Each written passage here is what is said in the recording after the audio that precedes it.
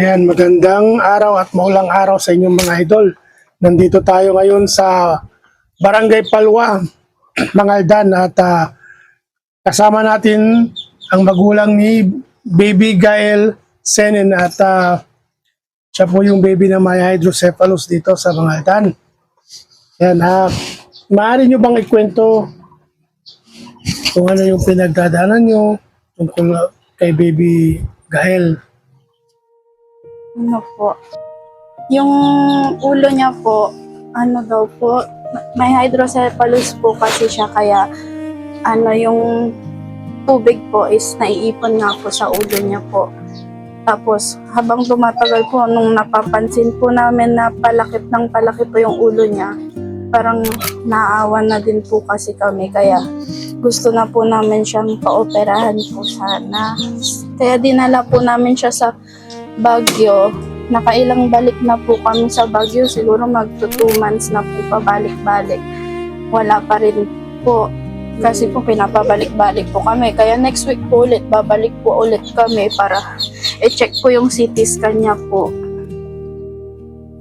Kuya, yun po. Pero na-CT scan na siya. Opo, sa Villa Flor po. Villa Flor. So pinanganak siyang ganyan. Opo. Nakita na po sa CT scan, sa ultrasound ko, may na-hydrocephalus na po siya nung nasa tiyan ko pa lang po. Tapos nung paglabas po, doon na po nag-start na lumaki yung ulo niya po.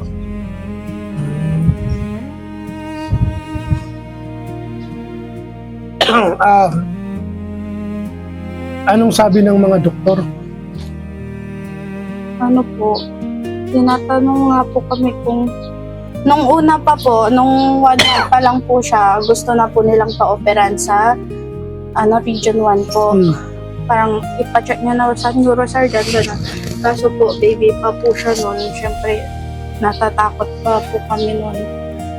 Kaso po, nung habang napansin po namin na palaki na nga po yung ulo niya, doon na po kami nag-decide na kaysa mahirapan siya, ipa-opera na lang po. Kaya po ngayon, ginagawan po namin ng paraan para makahanap po ng pwedeng tumulong sa amin para makapag-ipon ng funds po para sa kanya. Kung may isang tao na gusto mong manawagan, sino yun? Kahit sino po, basta po pwedeng makatulong po sa amin. Pero di ba may nasabi ka, may nabanggit ka na Si Miss Angeli po sana. Kasi po siya po yung napapanood namin na marami pong tinutulungang baby na may sakit. nasubukan mo na bang mag-PM sa kanya or mag-comment Opo, sa kanya? madami na po akong comment sa kanya tapos na mga mga chat po sa kanya. Kaso hindi niya po napapansin kasi marami po ata siyang... Marami, kasi si Miss Angeli, marami siyang tinutulungan. Kaya siguro, Miss Angeli, baka naman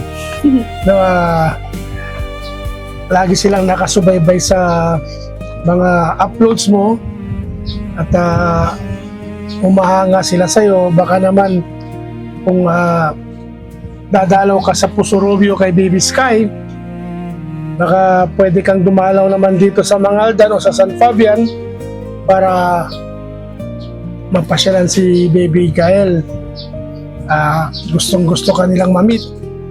So sana po mapaunlakan ninyo ang kanilang request na puntahan ng baby nila, ng warrior nila, at sana matulungan mo rin